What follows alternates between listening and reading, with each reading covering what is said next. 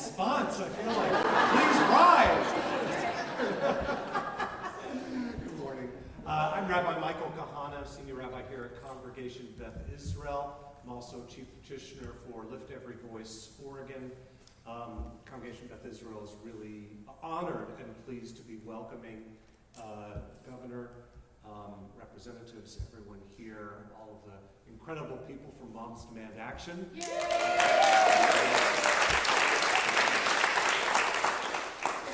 We are a congregation that believes in being active and involved in the community. We care about the safety and the concern for people all around our community.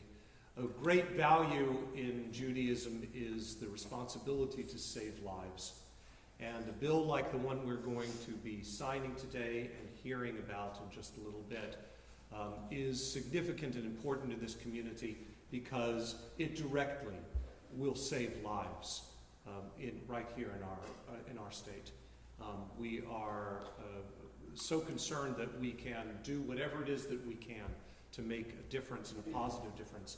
And I want to, on behalf of our community, express thanks to the Oregon State Legislature for passing this bill, Governor Brown for making sure that it comes forward and signing it today.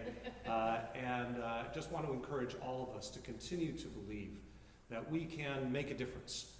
It is because we showed up. It is because we made it, because we took a stand.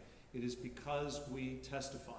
It is because we were not willing to say that the status quo is good enough. It is because we make a difference that people's lives are saved, that we move our ideals forward, and we make a better state for everyone. So thank you for the activism, thank you for taking on the responsibilities, and thank you for being here today.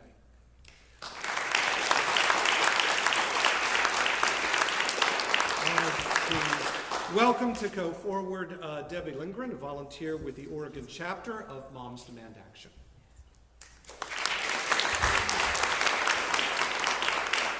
Good morning. It is my pleasure to be here with Governor Brown, legislators, coalition partners, survivors, and volunteers with Moms Demand Action. It has been a life-saving journey to pass effective domestic violence legislation.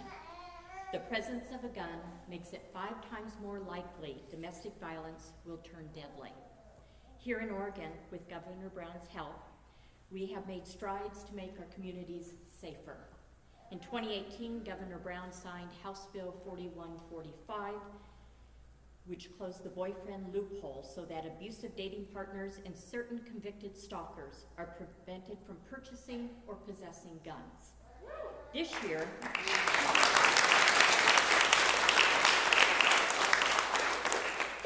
the legislature and Governor Brown did even more to protect Oregon women and their families by enacting House Bill 2013. It requires convicted domestic abusers, abusers subject to final orders of protection, and convicted stalkers to relinquish any firearms they may possess. This law gives teeth to the laws passed in previous years, creating a legacy of gun violence prevention here in Oregon. With the signing of House Bill 2013, Oregon joins other states that have policies on relinquishment. States that require these policies on relinquishment have a 10 to 12% lower rate of intimate partner homicide and a 14 to 16% lower rate of intimate partner gun homicide. Governor Brown has proven herself to be a gun sense champion throughout this journey for effective legislation on domestic violence and a champion for Oregon women, their families, and communities.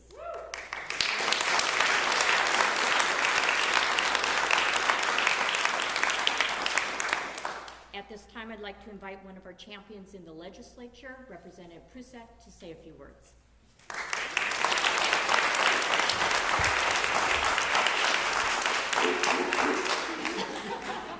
That was fantastic. Good afternoon. I'm so honored to be here today to say a few words. I'm Rachel Prusak. I am state representative for House District 37. I am a family nurse practitioner, and I am a survivor of gun violence. I survived and for that I am stronger. And now I'm here to give voice for those who experience this kind of violence, to prevent another woman from a traumatic, potentially deadly experience. I speak for the 1 in 3 American women who research tells us will be impacted by domestic violence, and those who are 5 times more likely to die because a gun is involved. House Bill 2013 is an important next step in preventing gun violence. It provides law enforcement with the clarity they need to ensure that the intimate partner loophole is actually closed. And those individuals that shouldn't have guns don't. This legislation will save lives. I'm really thankful that I get to introduce the next representative, Representative Williamson, who is a hero of mine because she has been leading the charge for sensible gun policies for a while. I'm glad to join her and Governor Brown in doing that. So thank you.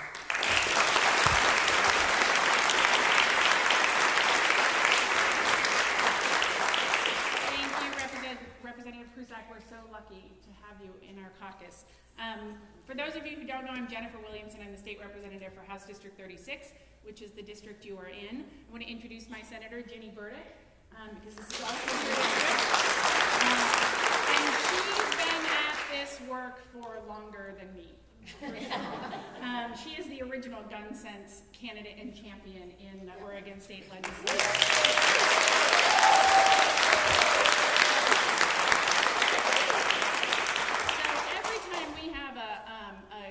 Gun violence prevention bill, we hear the same statistics over and over again, and you will hear them again, and you will probably hear them in every speech this morning, because it's so important that we understand what a public health crisis we are in when 50 women a month are killed in the United States by an intimate partner. A gun in a home makes, as we heard, makes it 5 times more likely that a woman will be killed. 4.5 million women in the U.S. are threatened by a gun. Have been threatened by a gun. 76% of women murdered by an intimate partner were stalked first. 76%. And according to the Oregon Violent Death Reporting System, 62% of intimate partner homicide victims in Oregon were killed by a firearm. That's why you'll hear these statistics over and over again. It's shocking every time we say them. And if you need any more convincing that guns and domestic violence are a deadly combination, a study was published yesterday by the American Journal of Preventive Medicine, and it examined firearm ownership state by state from 1990 to 2016.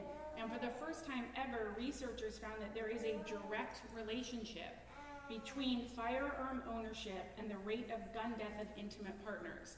Now, they also studied the relationship between gun ownership and other kinds of homicide and death, including those involving friends, acquaintances, and strangers, and there is no relationship there. So we know even at a more granular level how deadly guns are in domestic violence situations. And this just reaffirms that we know that access to guns and abusive relationships often turn deadly. And this is all at a time when intimate partner homicides are on the rise in this country.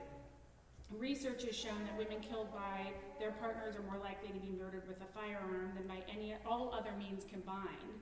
And a presence of a gun in a domestic violence situation can increase the risk of homicide for women up to 500%, according to the National Domestic Violence Hotline.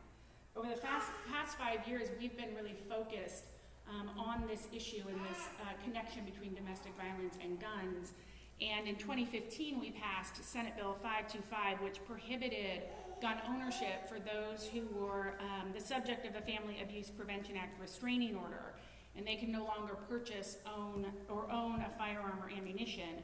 And in the succeeding years, we heard from law enforcement, and I want to thank our law enforcement who are here today, who were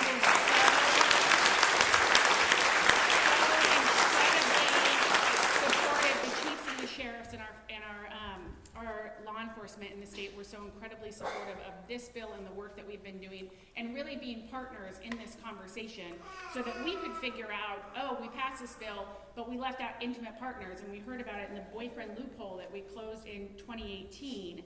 But we needed to do more, because we knew just because we closed this loophole that people still had their firearms, and that we actually had to figure out a way to require those who could not have firearms to actually give them up.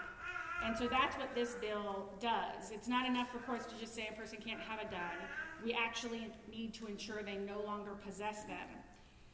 And so as we talk about the statistics and the numbers and the process and all of that, we have to remember that these numbers are real people and that their lives ended because abusers and stalkers had access to firearms.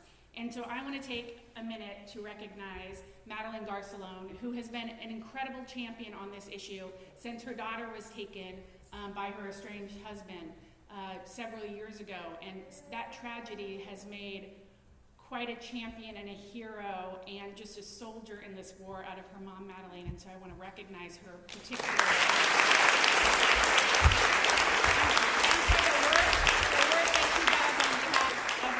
Nikki and her granddaughters, so thank you. And I want to thank all of the Moms Demand Action folks who are here. You have changed politics on guns forever in this country.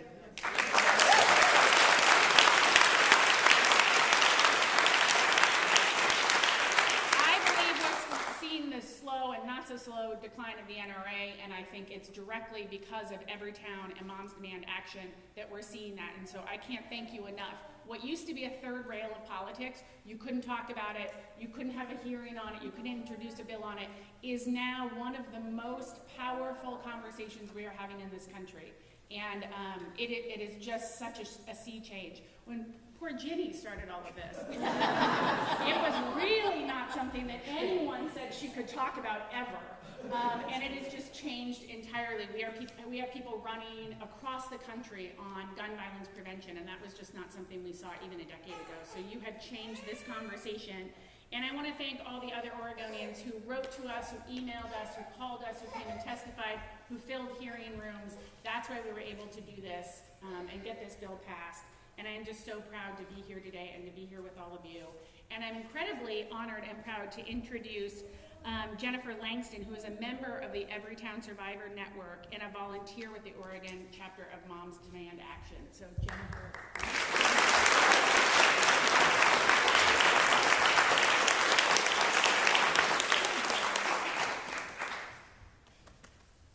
Thank you. Hello, my name is Jennifer Langston, and I'm here today as a Survivor Fellow with Everytown for Gun Safety and Moms Demand Action.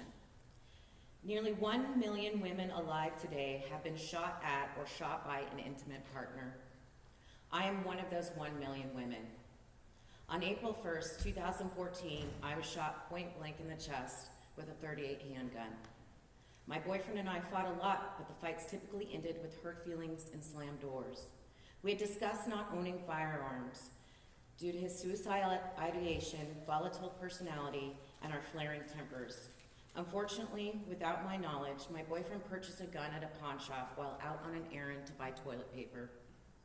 On the morning of April Fool's Day 2014, my boyfriend and I were having one of our typical fights, but it would not end in hurt feelings or slammed doors. It would end with me fighting for my life while a man I loved and trusted loaded and unloaded a .38 handgun as he blocked our bedroom door. For hours he held me hostage in our bedroom, pointing the gun at me or his own head. We had a second door to our bedroom that was latched, and after many hours, I unlatched that bedroom door, made it through to the kitchen, to the first back door that led out to our sun porch. My fingers began to twist the deadbolt. I could feel the danger at my back. A voice in my head said, "Don't get shot in the back." I turned and faced him and his gun. Though in the next moments things happened quickly, my brain slowed down time. My boyfriend raised the gun as he sat across from me and aimed at my heart and fired. I saw the flash of the gun being fired and was able to get up and run. The bullet entered my right arm, slammed into my chest walls, breaking ribs, ripping through my lung, nicking my adrenal gland and liver before lodging in my back. I am a survivor.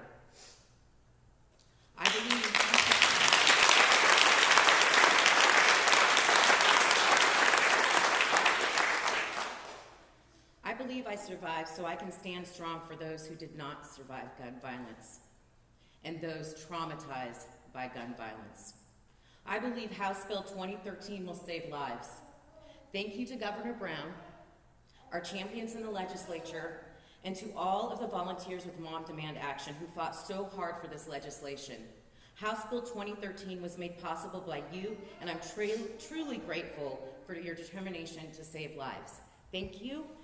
And I'm introducing Chief Deputy Nicole Morsi O'Donnell. Thank you.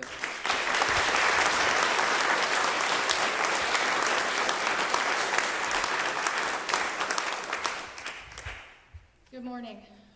I'm Chief Deputy Nicole Morsi O'Donnell with the Multnomah County Sheriff's Office. Sheriff Mike Reese sends his regrets as he could not be here today. The important work to reduce gun violence in our community and the safe dispossession of firearms are his top priorities. He appreciates the dedication it took from advocates, stakeholders, legislators, and the governor to close this dangerous loophole. Now, it is up to those of us in law enforcement to work with the survivors of domestic violence, the courts, and district attorneys to ensure that victims and our community are safe from gun violence. The Sheriff's Office is dedicated to this work within Multnomah County, and we value the time and care Sergeant Gary Kirby takes to address the complex dynamics of cases that include gun dispossession. Thank you, and I am now honored to introduce Governor Kate Brown.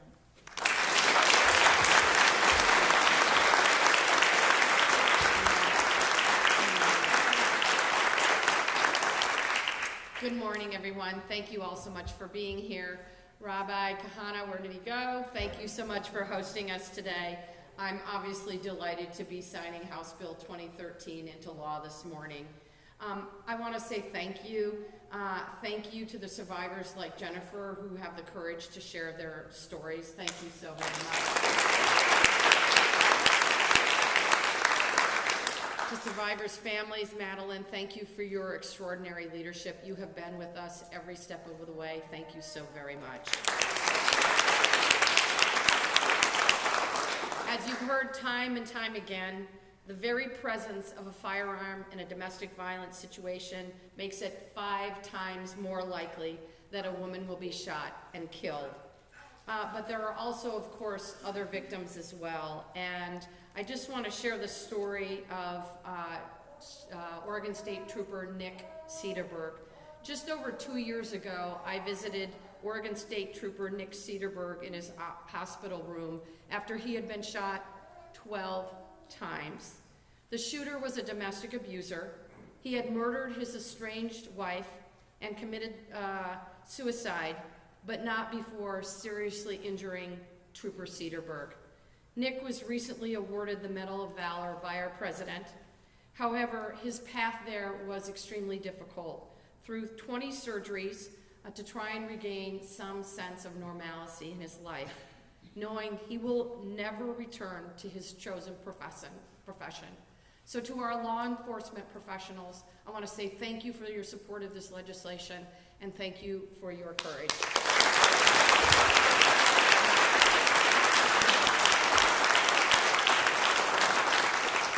Trooper Cedarberg's life and career will obviously be forever impacted by the actions taken by the perpetrator that night, just as the Oregonians who have had to bury their loved ones.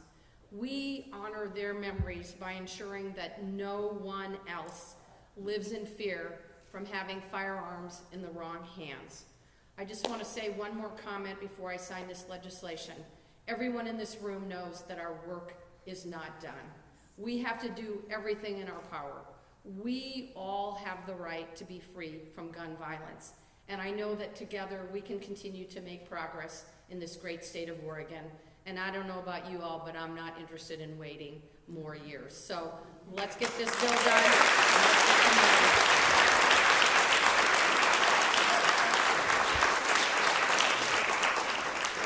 All right, let's sign the bill. Come on up. You want moms up too? Yeah, moms, we want come on moms up. up. Come on. Send Kate up. Come up here, Kate. Come stand by me. You can meet the other Kate. Don't you want to be in, Madeline? Okay. You guys want to come right up here?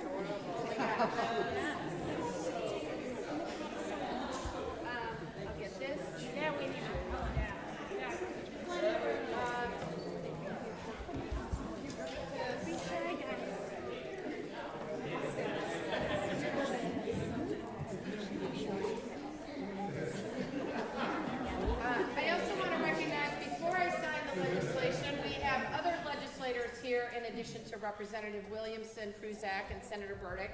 And that is Representative Kenny Geyer and Representative Peluso. Thank you for your And I too want to take a special moment to thank the Senate Majority Leader, Senator Burdick. She started on this path. She was alone.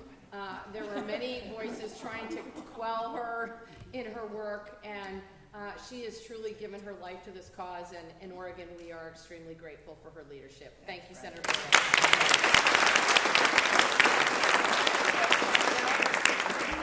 I hope this is not your last bill signing. All right. She's from my district too. Ah. One of my youngest and most active. And what's your name? Catherine, what a great name. And what's your name? Chelsea. Chelsea's a little shy. And Chelsea has a big sister. Audrey. I like your matching dresses, you guys. We got to do that when I was little too, except there were 3 of us, so my poor little sister had to wear a lot of the same dress.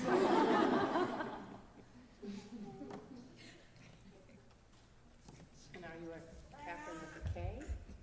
Yeah, okay. I know you're hungry. We'll get this done quickly.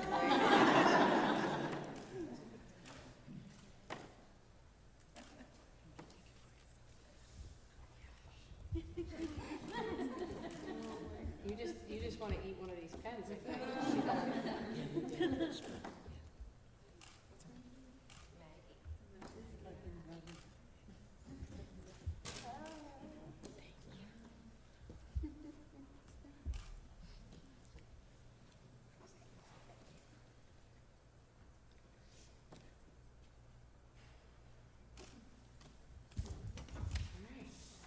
go. Congratulations, everyone.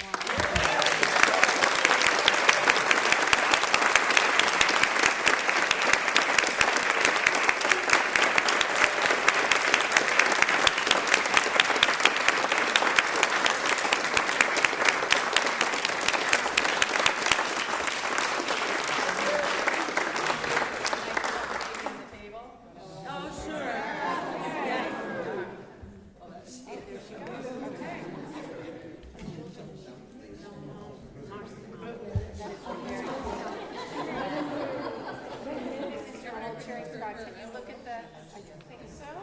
There we go. Let's get your leg on the table. There we go. Yeah. You're like our That's right.